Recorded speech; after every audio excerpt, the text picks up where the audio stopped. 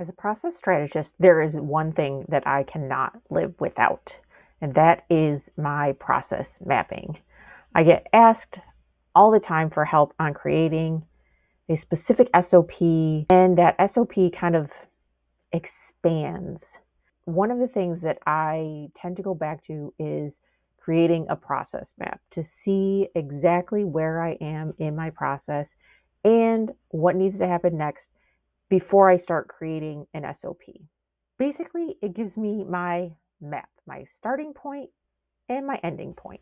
A process map basically just gets the information from your head onto a piece of paper so that you can see what steps may or may not be missing. When you're doing a process map, though, there's some standard shapes and words and things that you use to make it easy for everyone to understand. This is my key for process mapping. When you're doing this, and mine's in Canva, by the way, if you want a link to this and you can just copy and paste it, I'll drop it in the description. When you're developing a process map, you want to have a name, a description of the process, and then there's some certain key symbols that you're going to want to use. An oval like this, an elongated oval rectangle, a rounded rectangle, whatever you want to call this, this is going to be your start and your stop. It is going to be the beginning and the end. And it's probably not going to say start and stop. For example, I was doing a sales process and the start was ICP identified. The end was onboarding. It was a broad process. There was a lot of steps in there. Then you're going to have rectangles. Rectangles are action items. And these rectangles are descriptions of what you need to do next. So, for example, in my sales process, the ICP was identified. The action item is going to contain a noun and a verb. So what we're going to do once the ICP is identified, we're going to enter lead into CRM.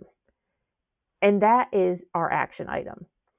To connect those two, we're going to use an arrow. The arrow shows how the work flows through the process. And this is important because you don't want somebody that starts here and goes here and then says, well, I wasn't sure if I was supposed to go this way or this way. So the arrow lets you know how to flow through the process. Then we have our diamond, which is a decision. The easy way to remember this is a decision diamond. I love to make things simple. With this decision, this is going to show where somebody has to make a decision. It may be you, it may be your customer. It doesn't matter who's making the decision, but a decision has to be made. And usually it's going to be a yes or no. You don't want to have a lot of different options here. You want to have a path to go forward with a yes, and you want to have a path that diverts with a no. Arrow we talked about.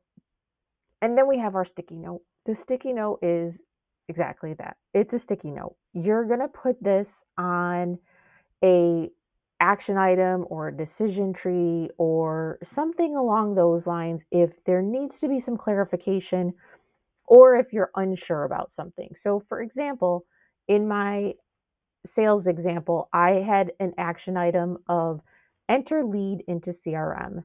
My sticky note would get attached to this, and on my sticky note, it would say required fields for CRM, company name, contact name, status, etc. So that is the point of a sticky note. Here's my cautionary tale, tips of wisdom, whatever you want to call it. When you start doing process mapping, stick to the process, and if you're going wide, stay wide. If you're going narrow, stay narrow. What you don't want to have happen is you don't want your process map to be long enough to wrap around the earth twice. So stick with the process that you're working on, stick with the overview, and keep it as simple as possible. You just want to get the steps out onto paper to see what you're missing. Any specific processes you're just dying to know about, drop them in the comments and I'll create a separate video on it.